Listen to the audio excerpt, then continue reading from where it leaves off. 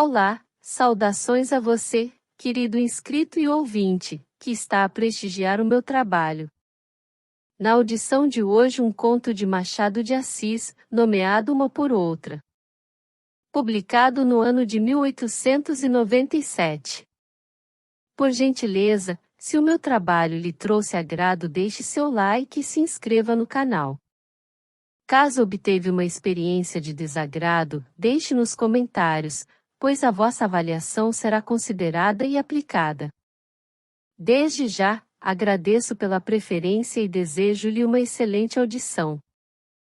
Uma por outra. Era por 60 e tantos.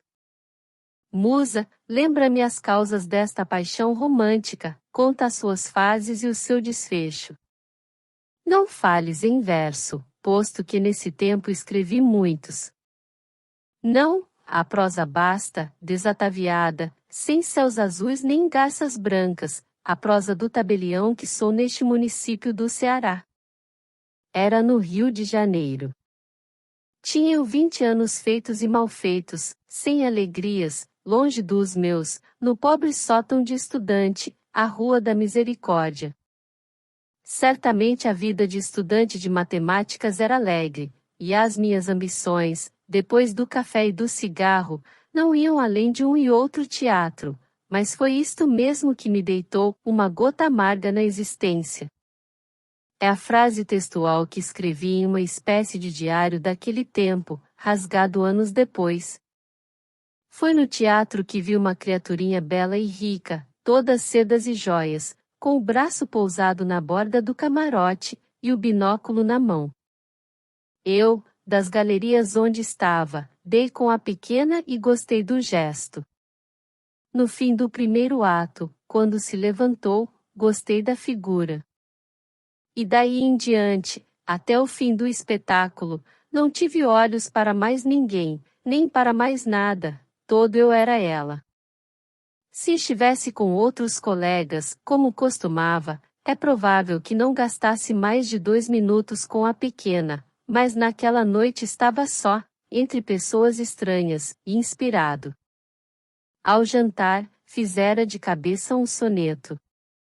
Demais, antes de subir à galeria quedara-me à porta do teatro a ver entrar famílias. A procissão de mulheres, a atmosfera de cheiros, a constelação de pedrarias entonteceram-me. Finalmente, acabava de ler um dos romances aristocráticos de Feuille, exemplar comprado por um cruzado não sei em que Belchior de livros. Foi nesse estado de alma que descobri aquela moça do quinto camarote, primeira ordem, à esquerda, teatro lírico. Antes de acabar o espetáculo desci a escada, 4 a 4, e vim colocar-me no corredor, defronte do camarote de Sílvia. Dei-lhe este nome, por ser doce, e por havê-lo lido não sei onde. Sílvia apareceu à porta do camarote, logo depois de cantada a ópera, metida em capa rica de cachemira, e com os olhos que eu não pudera ver bem de cima, e valiam só por si todas as joias e todas as luzes do teatro. Outra senhora estava com ela, e 2 homens também, deram-lhes os braços, e eu acompanhei-as logo. A marcha foi lenta, eu desejava que não acabasse mais, mas acabou. Sílvia entrou no carro que esperava a família, e os cavalos pegaram do meu tesouro e o levaram atrás de si. Nessa mesma noite escrevi os meus versos à visão. Dormi mal e acordei cedo. Abri a janela do sótão, e a luz que entrou no meu pobre aposento ainda mais aumentou o meu delírio da véspera. Comparei as minhas alfaias de estudante com as sedas, cachemiras, joias e cavalos de Sílvia, e compus umas cestilhas que não transcrevo aqui para não dar ciúmes à minha tabelioa, a quem já as recitei, dizendo que não prestavam para nada. E creio que não. Se a citasse não seria mais que por veracidade e modéstia, mas prefiro a paz doméstica ao complemento do escrito. Em verdade, não há negar que por esses dias andei tonto. Não seria exatamente por aquela moça do teatro, mas por todas as outras da mesma condição e de iguais atavios. Tornei ao teatro dali a dias, e via, em outro camarote, com igual luxo e a mesma graça fina.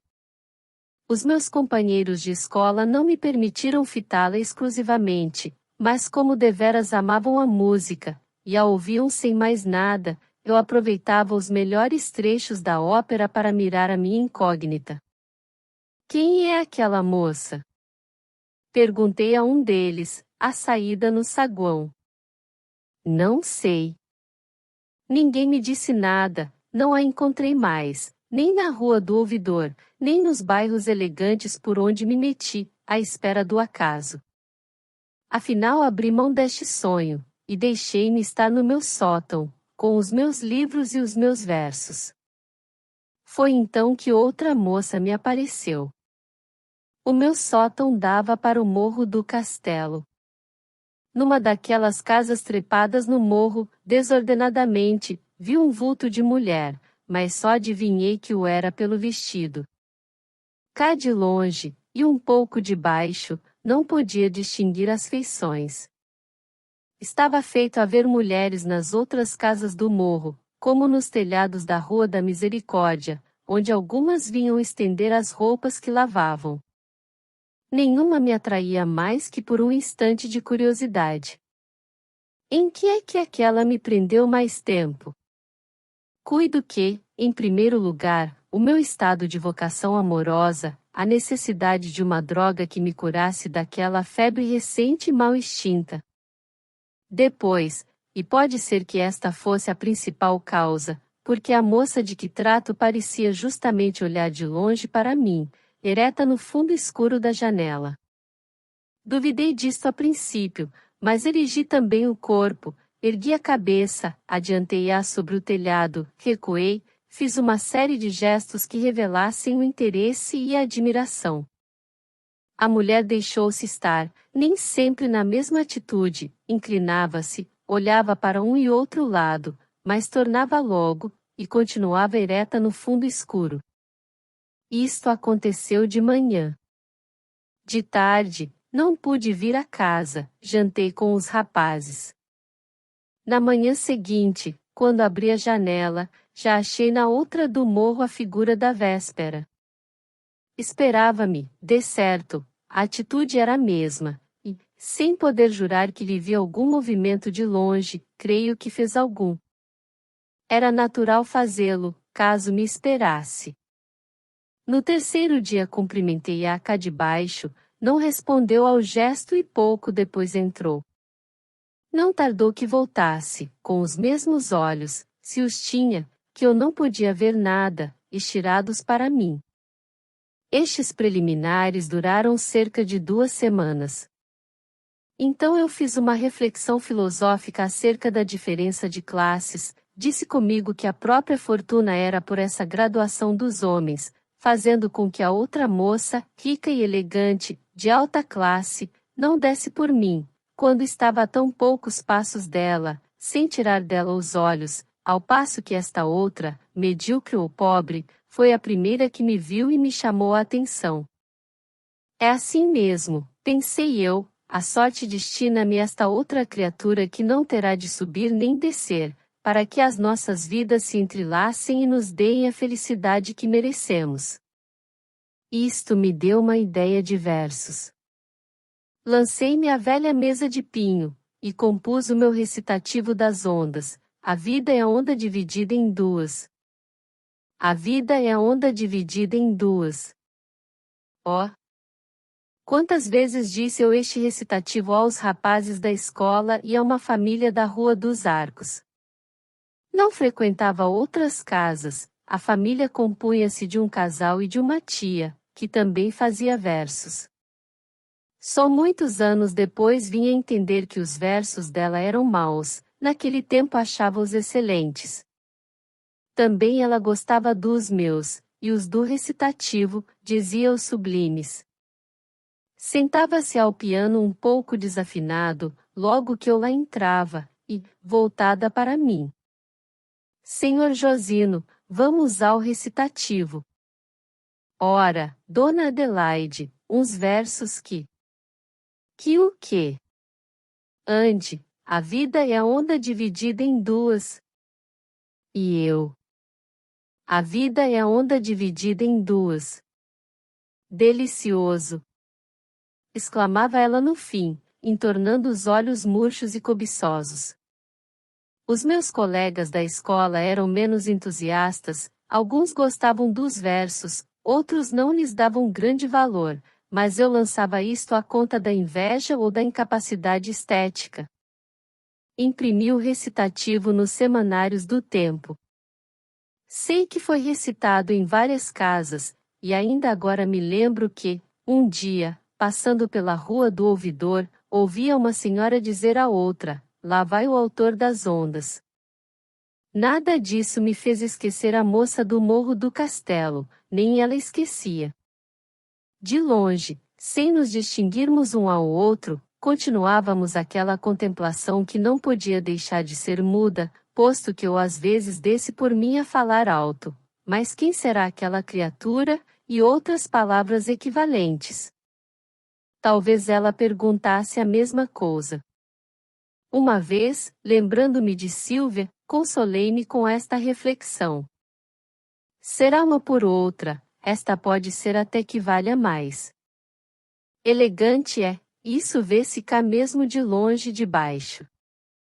Os namoros dos telhados são pouco sabidos das pessoas que só têm namorado nas ruas, é por isso que não têm igual fama. Mais graciosos são, e romanescos também. Eu já estava acostumado a eles.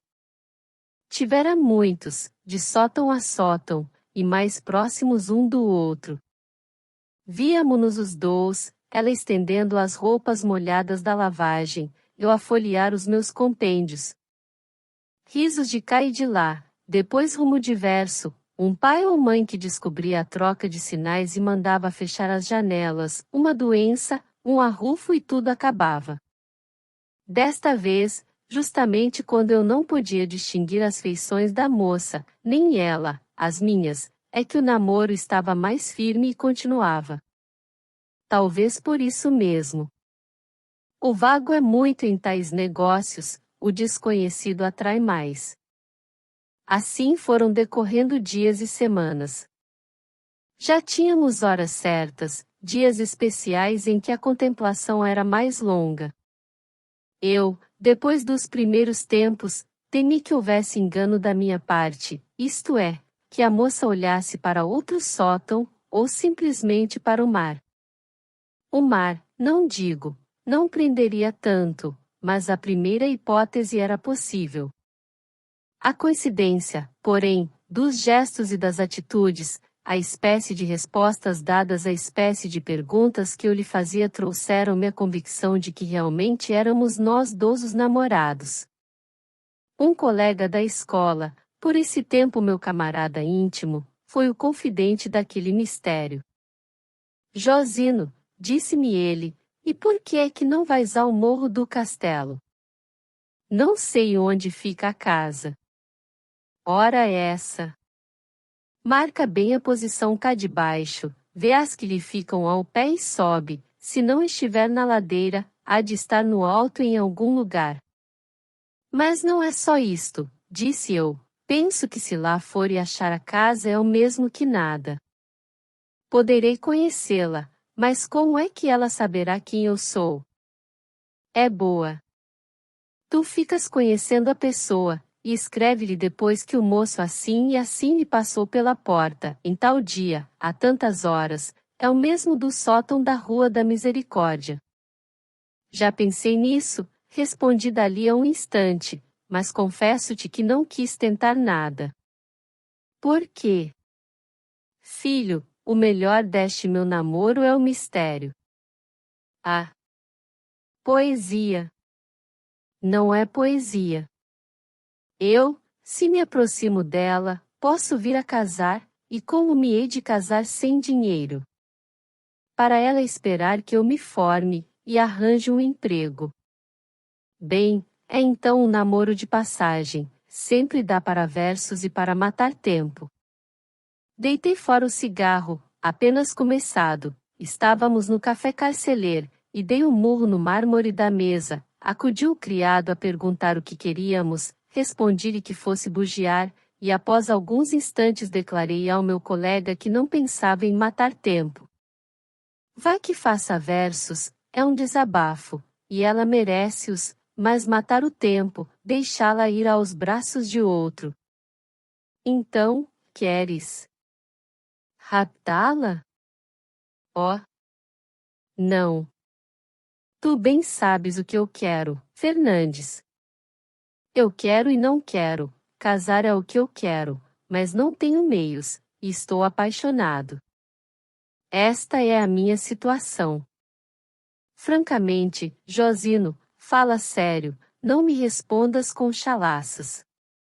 Tu estás deveras apaixonado por essa moça? Estou. Essa moça, quero dizer, esse vulto, porque tu não sabes ainda se é moça ou velha. Isso vi, a figura é de moça. Em suma, um vulto. Nunca lhe viste a cara, não sabe se é feia ou bonita. É bonita. Adivinhaste? Adivinhei. Há um certo sentido na alma dos que amam que faz ver e saber as coisas ocultas ou obscuras, como se fossem claras e patentes.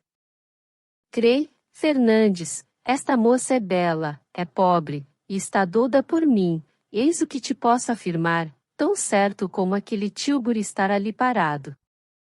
Que Tilbury, Josino? Perguntou-me ele depois de puxar uma fumaça ao cigarro. Aquilo é uma laranjeira. Parece Tilbury por causa do cavalo, mas todas as laranjeiras têm um cavalo, algumas, dois, é a matéria do nosso segundo ano. Tu mesmo és um cavalo pegado a uma laranjeira, como eu, estamos ambos ao pé de um muro, que é o muro de Troia, Troia é dos troianos, e a tua dama naturalmente cose para fora. Adeus, Josino, continuou ele erguendo-se e pagando o café, não dou 3 meses que não estejas doudo, a menos que o doudo não seja eu. Vai caçoar para o diabo que te leve. Exclamei furioso. Amém.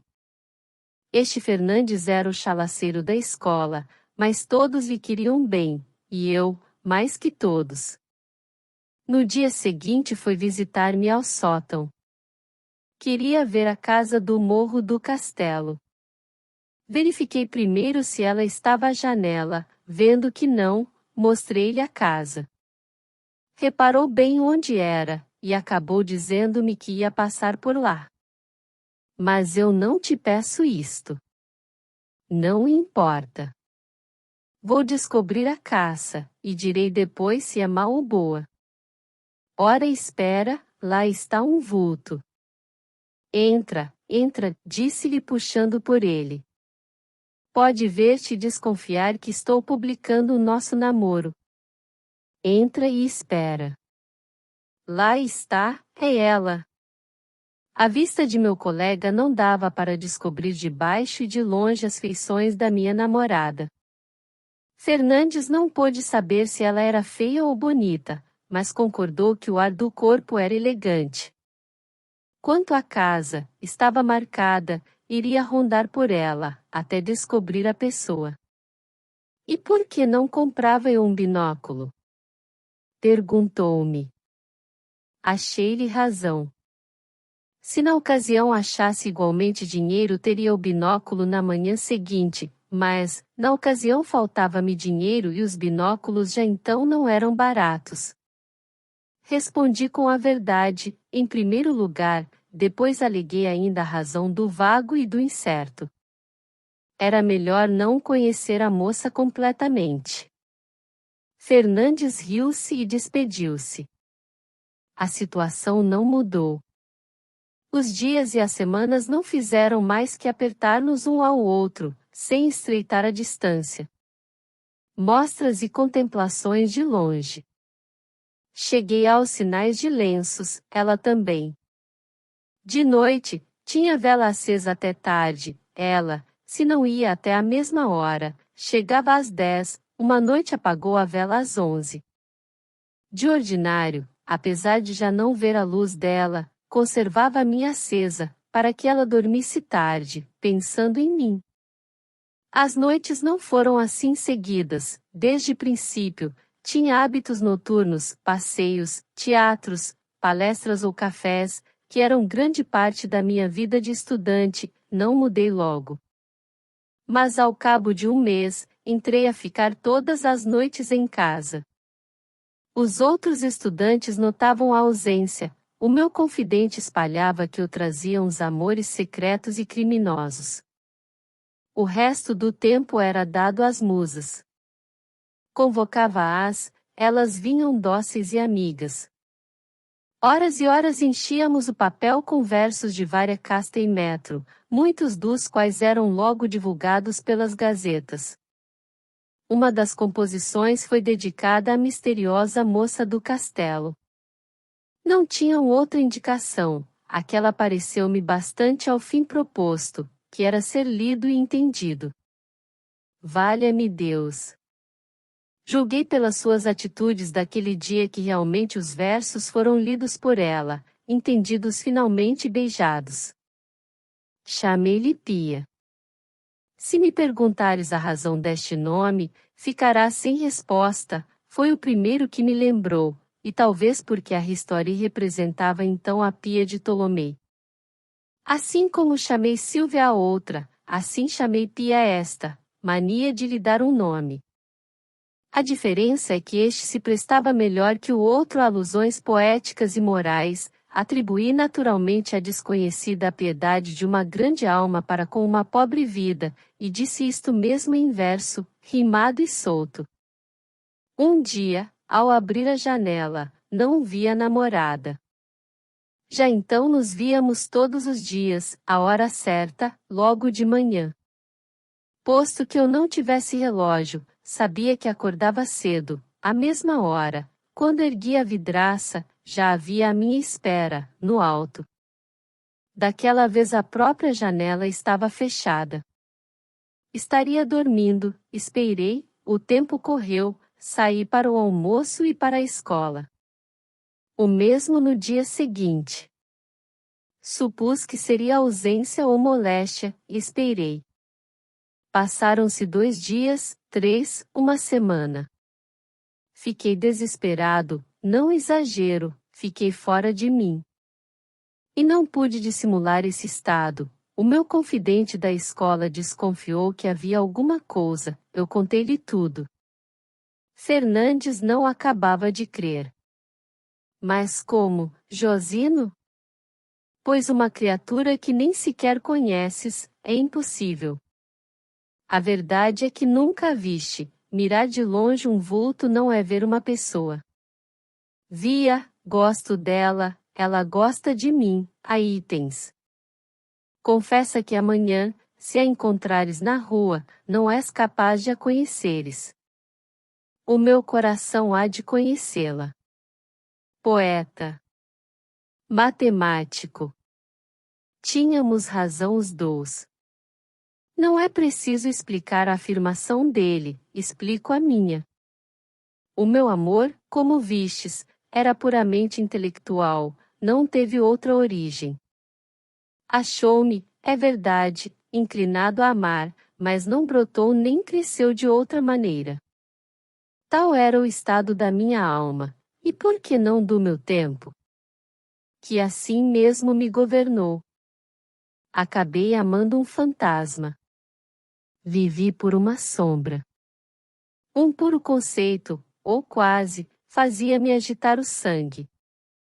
Essa mulher, casada ou solteira, feia ou bonita, velha ou moça, quem quer que era que eu não conheceria na rua, se a visse, enchia-me de saudades.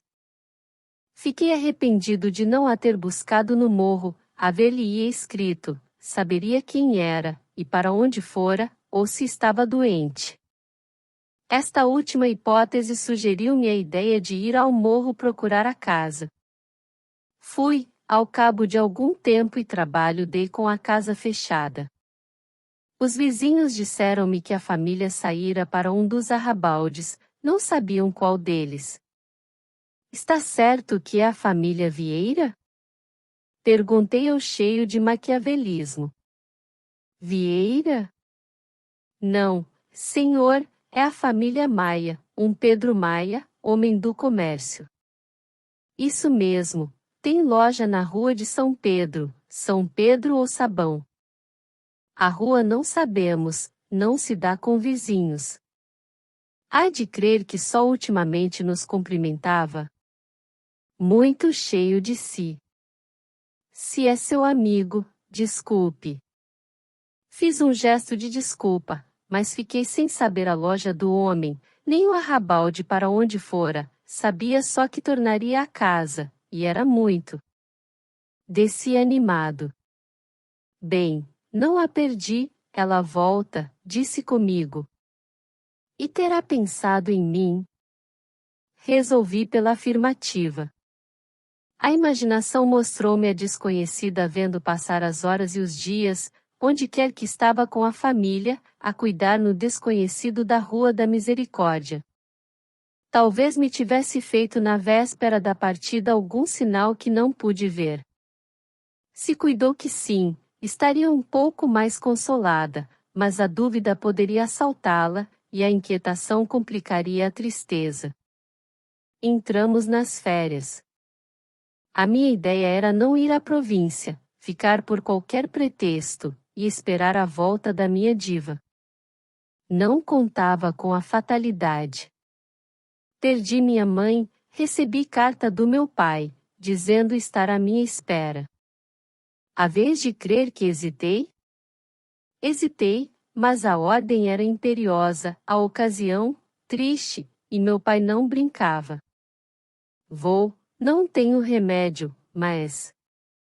Como dizer à misteriosa Pia que ia à província, que voltaria 2 ou 3 meses depois, e que me esperasse? A princípio, lembrou-me incumbir o meu colega Fernandes de avisar, de manter o sacro fogo, até que me achasse de volta.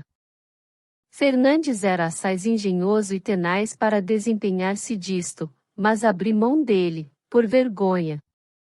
Então lembrou-me outra coisa, não deixaria o sótão, conservá-lo-ia alugado, mediante a garantia do correspondente de meu pai, a pretexto de não haver melhor lugar para a residência de estudante. Quando voltasse, já ela estaria ali também.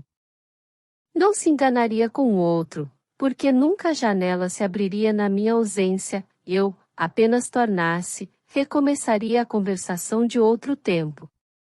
Isto feito, meti-me no vapor. Custa-me dizer que chorei, mas chorei. Tudo o que vos acabo de dizer é vergonhoso, como plano, e dá ideia de uma sensibilidade muito pouco matemática, mas, sendo verdade, como é, e consistindo nesta único interesse da narração, se algum lhe achais, força é que vos diga o que se passou naquele tempo. Embarquei, e fui para a província.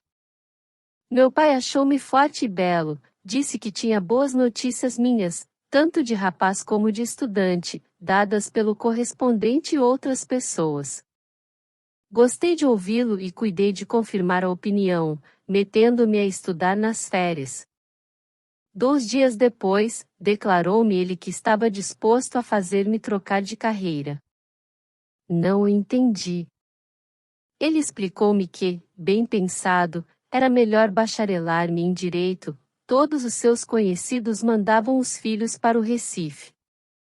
A advocacia e a magistratura eram bonitas carreiras, não contando que a Câmara dos Deputados e o Senado estavam cheios de juristas. Todos os presidentes de província não eram outra coisa. Era muito mais certo, brilhante e lucrativo. Repetiu-me isto por dias. Eu rejeitei os presentes de Artaxerxes, combati as suas ideias, desdenhei da jurisprudência, e nisto era sincero, as matemáticas e a engenharia faziam-me seriamente crer que o estudo e a prática das leis eram ocupações ocas. Para mim a linha mais curta entre os 2 pontos valia mais que qualquer axioma jurídico. Assim que, Não era preciso ter nenhuma paixão amorosa para me animar a recusar o Recife, é certo, porém, que a moça do castelo deu algum calor à minha palavra. Já agora queria acabar um romance tão bem começado. Sobretudo havia em mim, relativamente à moça do castelo, uma aventura particular. Não queria morrer sem conhecê-la. O fato de haver deixado o Rio de Janeiro sem tê-la visto de perto, cara a cara, pareceu-me fantástico. Achei razão ao Fernandes.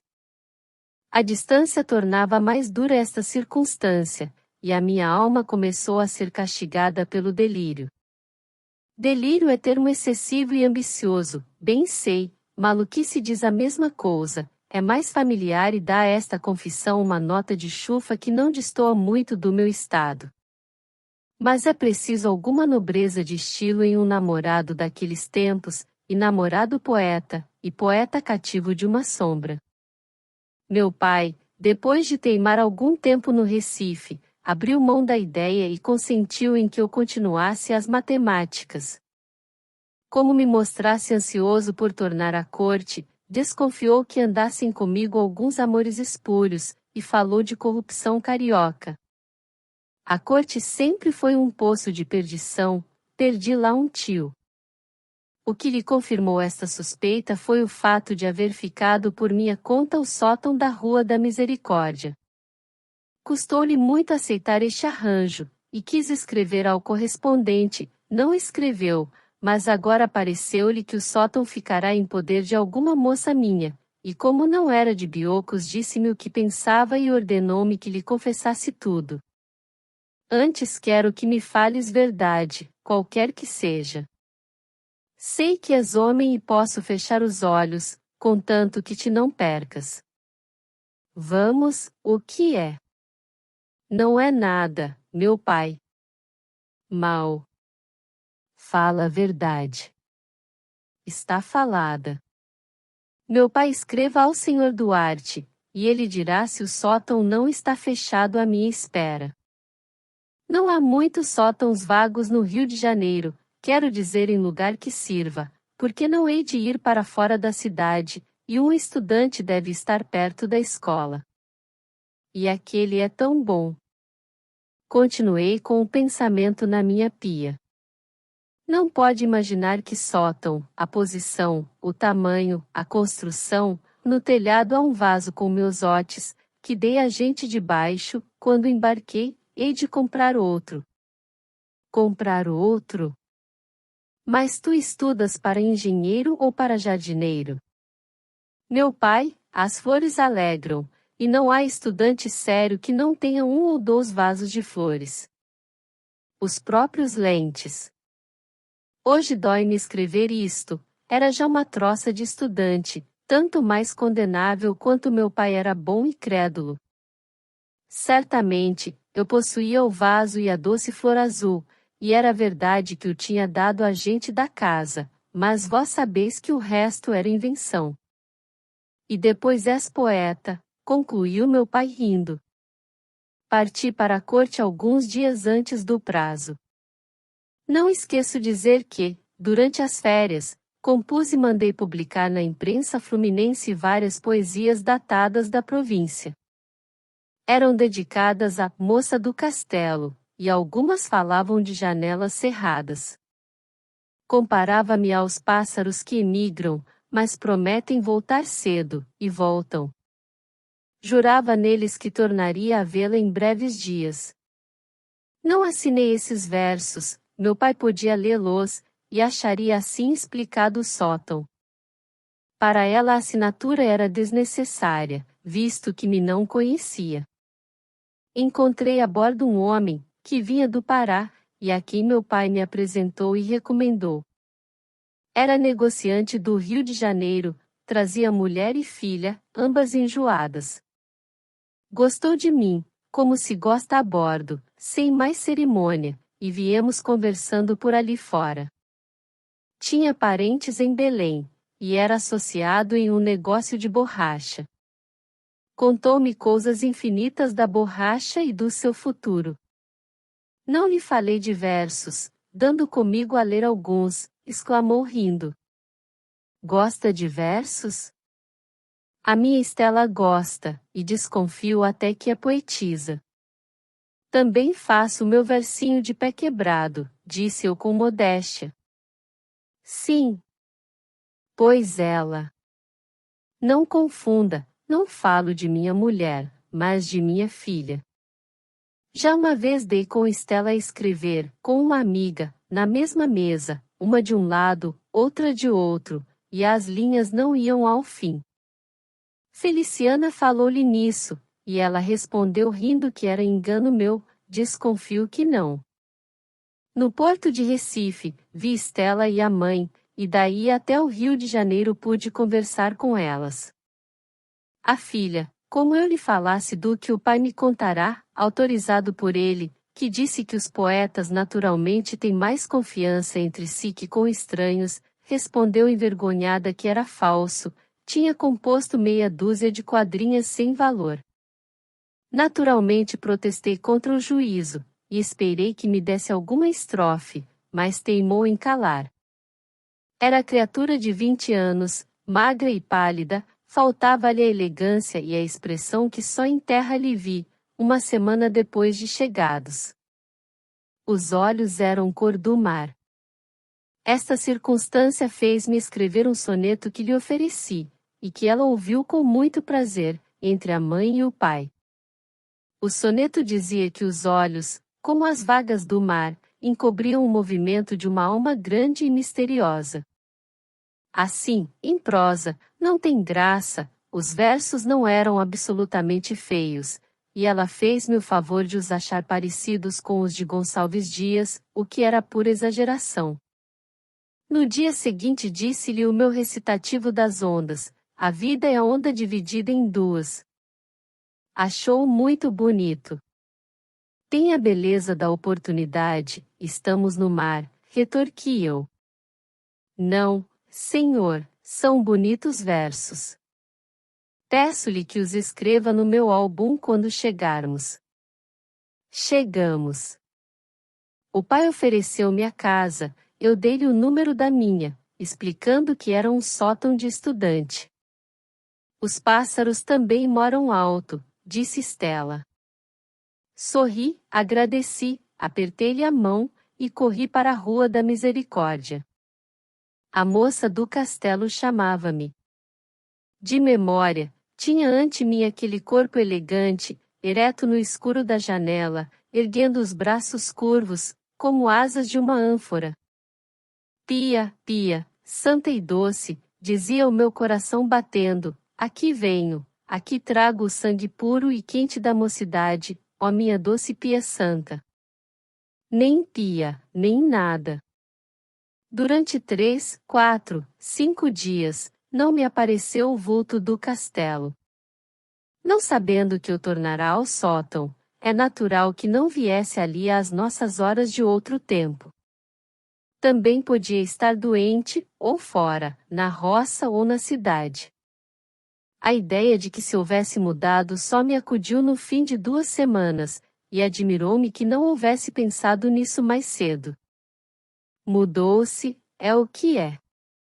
A esperança disse-me que era impossível haver-se mudado. Mudado para onde?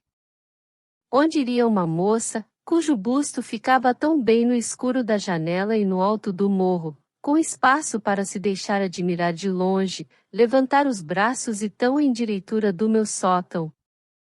Era impossível, assim ninguém se muda.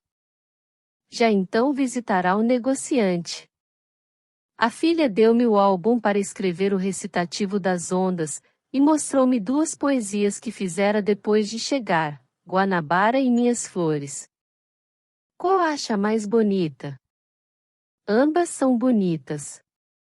Mas uma há de ser mais que a outra, insistiu Estela, é impossível que o senhor não ache diferença. Tem a diferença do assunto, a primeira canta a cidade e as águas, a segunda é mais íntima, fala das flores que não quiseram esperar pela dona, e compara-as às felicidades que também não esperam, eis a diferença. Estela ouviu-me com os olhos muito abertos, e toda a vida neles.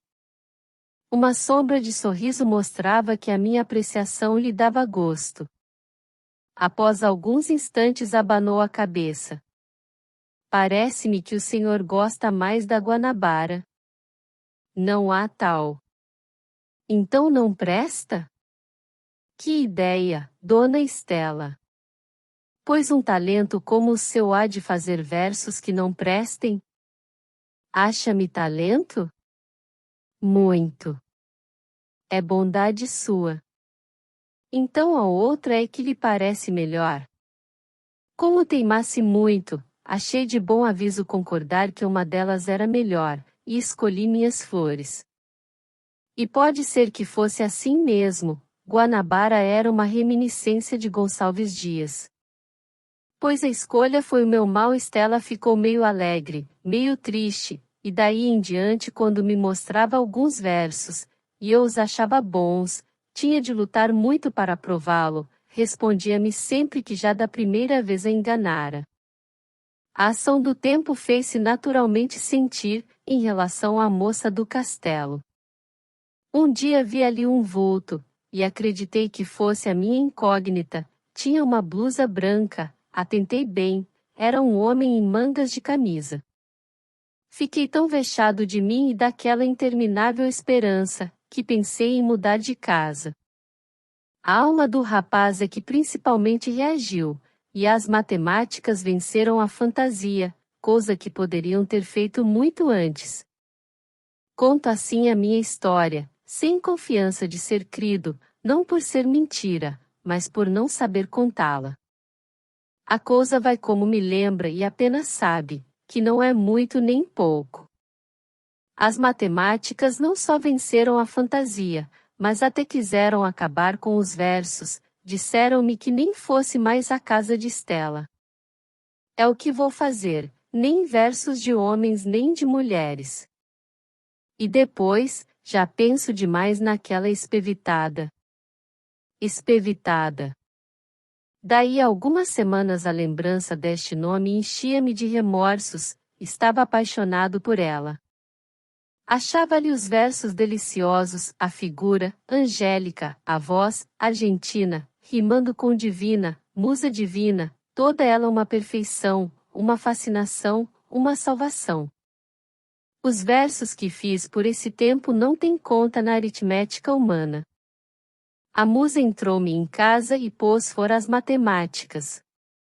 Ficou ela só, e os seus metros e consoantes, que ainda não eram ricos nem raros como agora. As flores que rimei com amores, os céus que rimei com véus podiam receber outros mundos e cobri-los a todos. Ela era menos fecunda que eu, mas os versos continuavam a ser deliciosos. Já então eu os declarava tais com entusiasmo. Não está caçoando? Não, meu anjo. Pois eu hei de. São lindíssimos, recita outra vez. E ela recitava, e eu ouvia com os olhos em alvo. Projetamos imprimir e publicar os nossos versos em um só volume comum, com esse título, Versos dela e dele.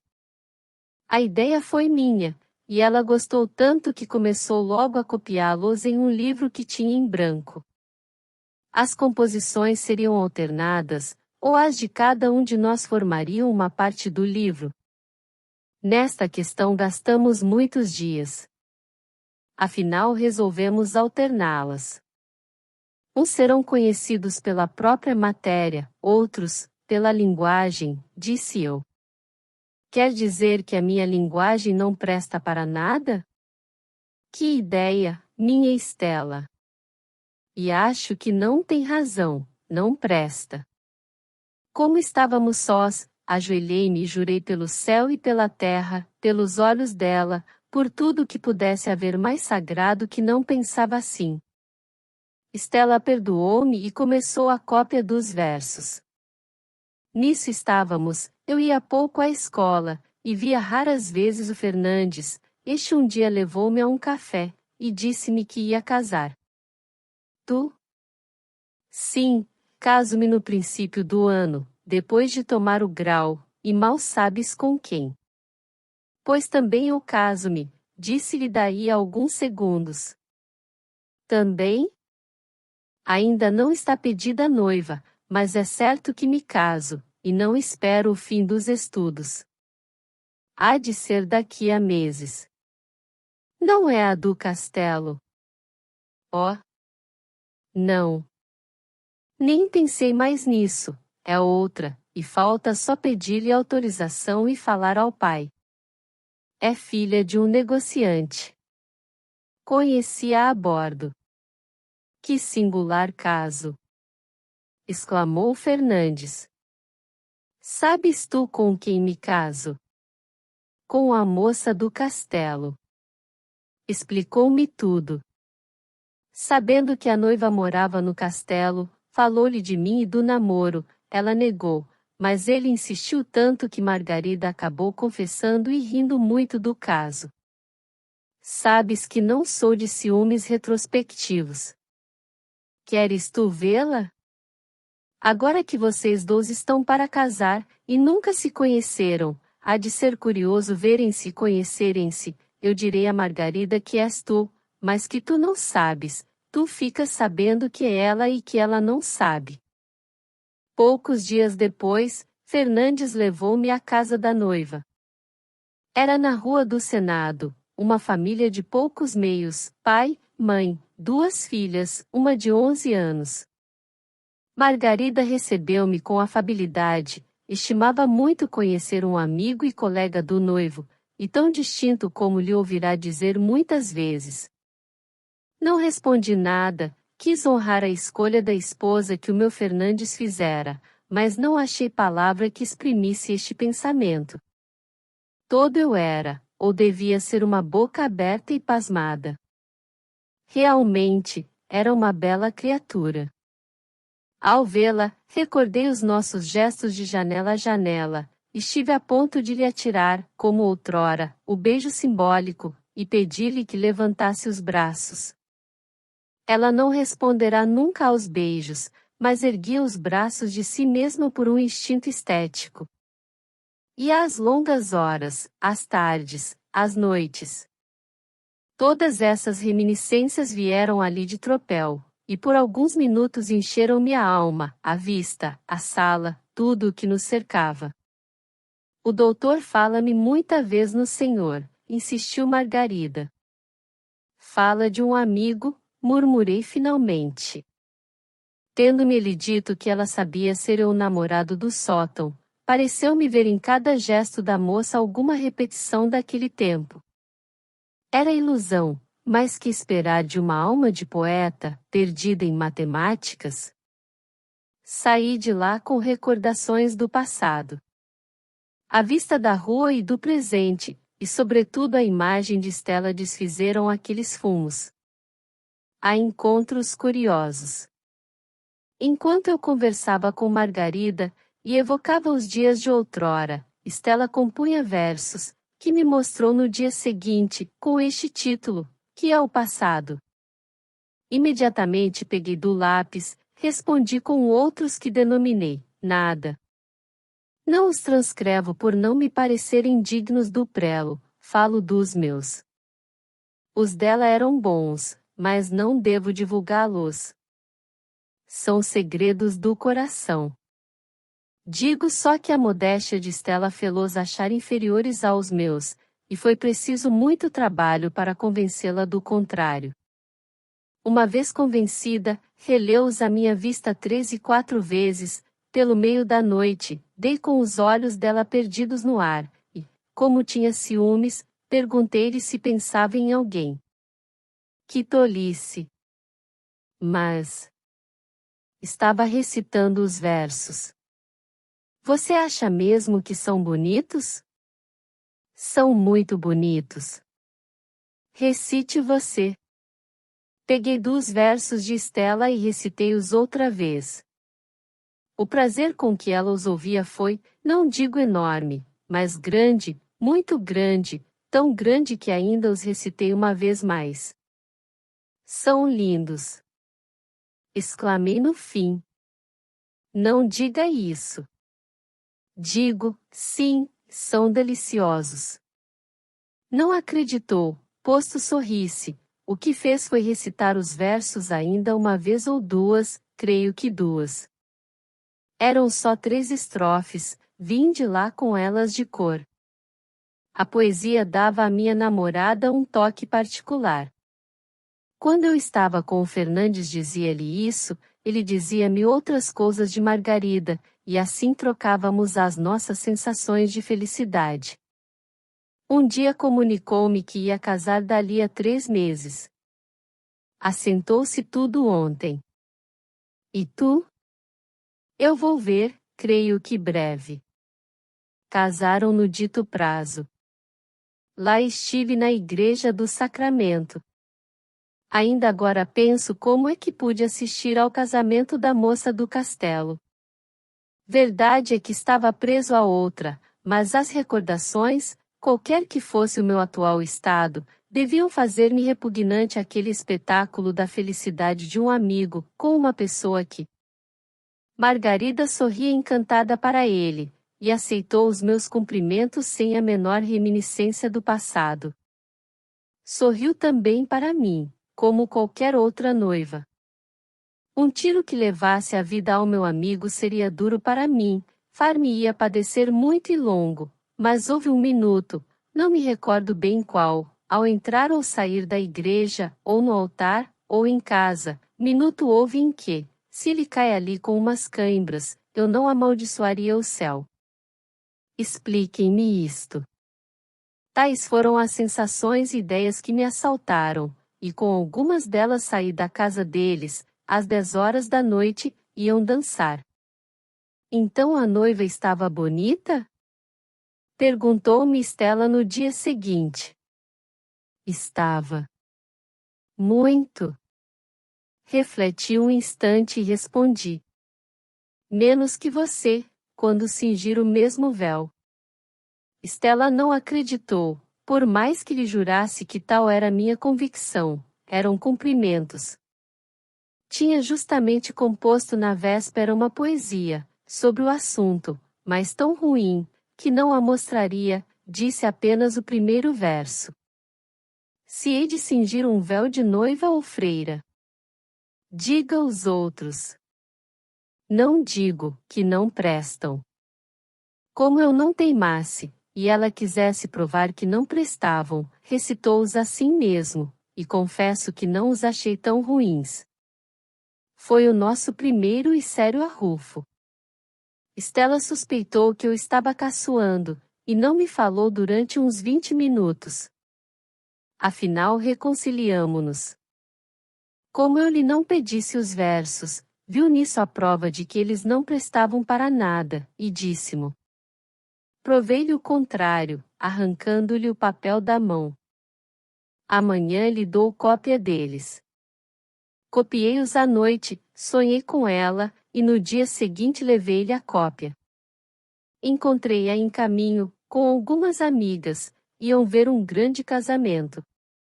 Acompanhei-as, à porta da igreja estavam ricas carruagens, cavalos magníficos, librés de bom gosto, povo à porta, povo dentro. Os noivos, os pais, os convidados esperavam o padre, que apareceu alguns minutos depois. Compreendi o gosto das moças em ver casamentos alheios, também eu estava alvoroçado. O que ninguém ali teve, creio e juro, foi a impressão que recebi quando dei com os olhos na noiva, era nada menos que a moça do teatro, a quem eu dera o nome de Sílvia, por lhe não saber o outro. Só uma vez a vira, mas as feições não se apagaram da memória apesar de Margarida, apesar de Stella. O estremeção que tive não foi visto por ninguém, todos os olhos eram poucos para ela e para ele. Quem era ele? Um jovem médico. Não houvera entre mim e esta moça mais que o encontro daquela noite do teatro, mas a circunstância de assistir ao seu casamento, como já assistira ao de Margarida, dava-lhe agora um cunho especial. Estaria eu destinado a ver ir para os braços alheios os meus sonhos mais íntimos?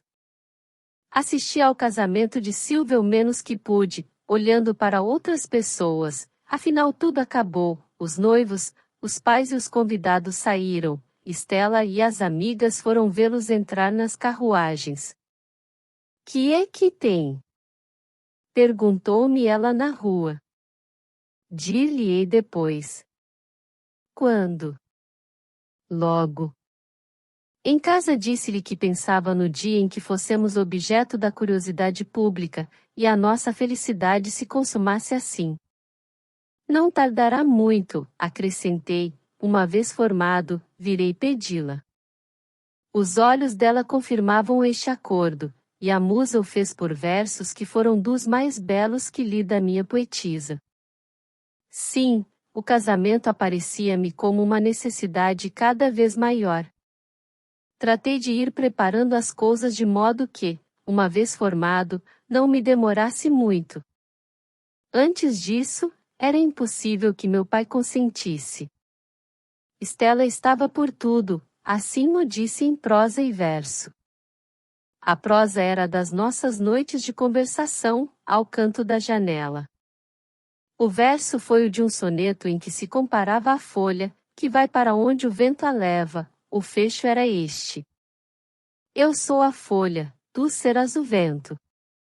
Ao recordar todas essas coisas, sinto que muitas delas era melhor que se perdessem, revivê-las não paga o esforço, menos ainda a tristeza, a saudade, ou como quer que chamemos a um sentimento que, sem levar a gente a detestar o dia de hoje, traz não sei que remoto sabor do dia de ontem.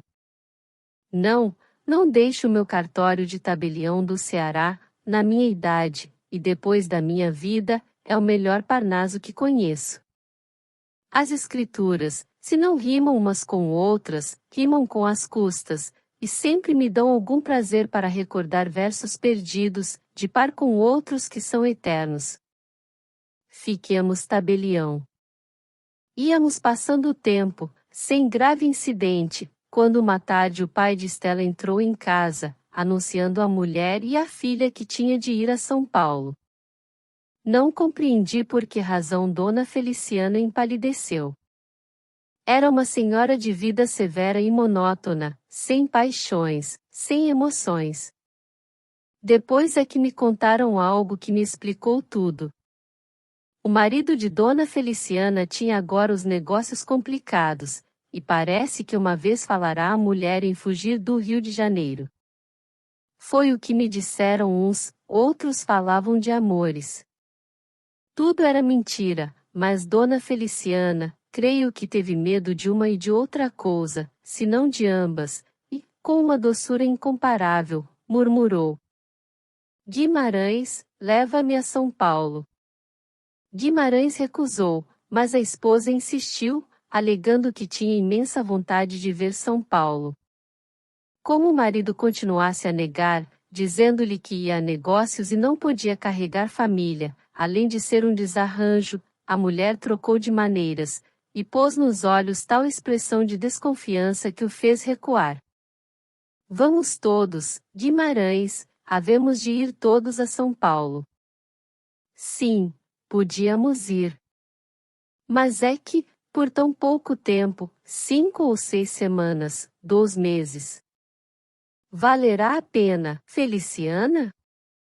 Mas, vamos, se queres, os vapores são pouco cômodos. Olhei para Estela, pedindo-lhe com o gesto que interviesse contra o desejo da mãe. Estela empalidecera e perderá a voz, foi o que me pareceu, mas a prova do contrário é que, passados alguns instantes, como ouvisse ao pai dizer que sim, que iriam a São Paulo, suspirou esta palavra cheia de resignação e melancolia. Outra vez o mar. Um dia ir-me-ei ao fundo, procurar a pérola da morte. Deixe de poesia, menina. Ralhou a mãe. O mar até faz bem às pessoas. As nossas despedidas foram o que são despedidas de namorados, ainda por ausências curtas de 1 ou 2 meses. Na véspera da minha partida tivemos inspiração igual, compor uns versos em que chorássemos a dor da separação e ríssemos a alegria da volta. Ainda desta vez os versos dela eram melhores, mas, ou a tristeza ou outra coisa fez-se crer o contrário, e gastamos alguns minutos em provar, eu, a superioridade dos dela, ela, a dos meus. Não menos namorado que poeta, murmurei finalmente. Quaisquer que sejam eles, os melhores versos são as tuas lágrimas. Estela não chorava, esta minha palavra fê-la chorar. Mordeu o beiço, levou o lenço aos olhos, e disse com um tom único, um tom que nunca mais esqueci. Já sei. É que os meus versos não prestam para nada, são próprios para o fogo, nem arte nem inspiração, nada, nada. Que dizes, Estela? Basta, compreendo. O Senhor nunca me teve amor. Meu anjo. Nunca. Não pude pegar-lhe na mão, correrá à janela. Como eu ali fosse também, entrou novamente. Só depois de grande resistência consentiu em ouvir gabar-lhe os versos e explicar a preferência dada às lágrimas, era por serem dela. As lágrimas, disse-lhe eu, eram os próprios versos dela mudados em pérolas finas. Estela engoliu um sorriso vago, enxugou os olhos e releu para si os versos, depois alto, depois quis que eu os relesse também, e novamente os releu, até que o pai veio ter conosco. Doutor, disse-me ele, e se fosse também conosco? A São Paulo? Sim. Iria, se pudesse. Já pensei nisso, mas os exames do fim do ano também são apenas 2 meses, ou menos. Embarcaram para Santos. Fui despedir-me a bordo, e, ao voltar para o meu sótão, comecei logo a escrever a primeira carta. No dia seguinte, remeti-a. 3 dias depois tive a primeira carta de Estela, uma breve e triste carta em que falava mais do mar que de mim, mais de si que do mar, e mais da poesia que de nenhum dos 3. A musa é a consolação final de tudo. Compreendi que assim fosse, teria mostrado a carta à mãe, e não conviria escrever intimidades. Cuidei de ser mais discreto que na primeira. Assim se passaram as primeiras semanas. No fim das 6 ainda me falava em vir, mas não veio. Passados 2 meses, contei-lhe as minhas saudades. Não me respondeu, escrevi-lhe outra, recebi um bilhete em que me contava um baile do presidente da província, descrição longa e amorosa, as valsas, as quadrilhas, e no fim uns versos que compôs na seguinte manhã, com o pedido de os fazer imprimir em alguma folha, e um pequeno juízo. Não me ama. Bradei desesperado. Nunca esta criatura gostou de mim. Nem uma palavra de consolação ou de explicação. Bailes? Que são bailes? E fui por aí adiante, com tal desvario, que falava às paredes, aos ares, e falaria ao diabo, se ali me aparecesse, ao menos, ele seria pessoa viva. As paredes ficaram surdas, os ares apenas repercutiram as minhas vozes.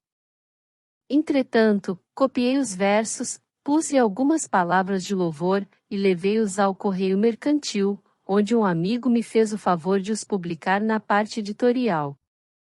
Foi um dos elementos da minha desgraça.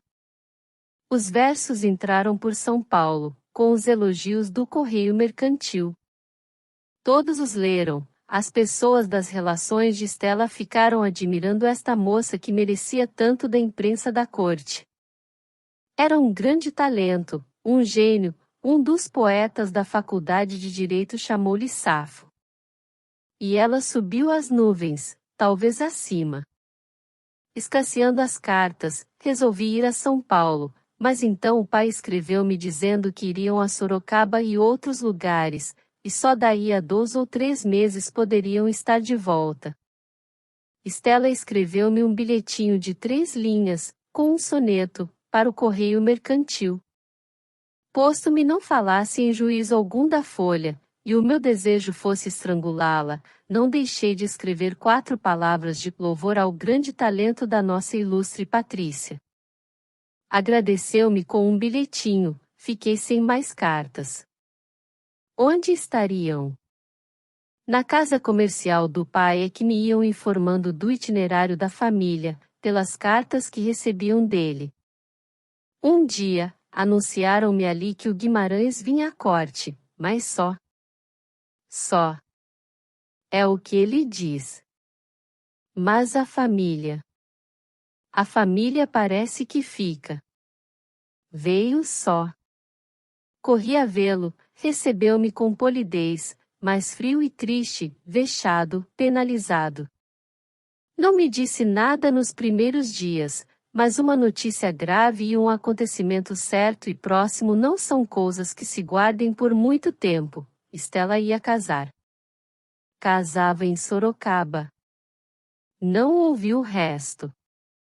À noite, o mar, as ruas é que ouviram as minhas imprecações e lamentações, não sei quanto tempo. Assim, pois, uma por outra, vim trocando as mulheres possíveis e perdendo-as sucessivamente. Aquela com que afinal me casei que não substituiu nenhuma Sílvia, Margarida ou Stella, é uma senhora do Crato, meiga e amiga, robusta apesar de magra, é mãe de 2 filhos que vou mandar para o Recife, um dia destes. Fim. Esta foi a obra narrada deste vídeo. Uma vez mais, agradeço pela preferência, caso lhe tenha agradado, curta, se inscreva e compartilhe. Se algo não lhe agradou, escreva nos comentários pois a sugestão será aplicada. Um grande abraço a você, querido inscrito e ouvinte. Até a próxima!